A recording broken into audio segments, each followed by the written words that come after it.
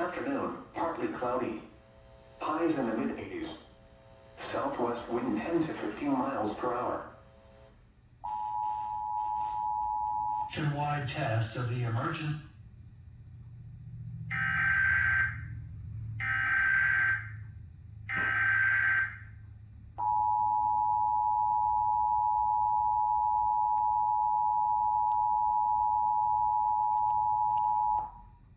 This is a nationwide test of the Emergency Alert System, issued by the Federal Emergency Management Agency, covering the United States from 2:20 to 2:40 p.m. Eastern Time.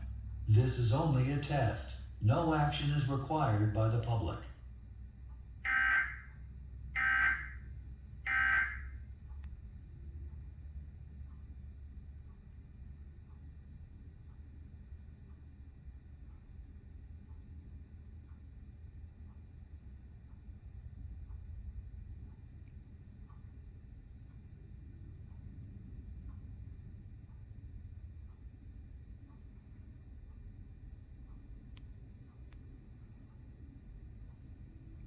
Clear.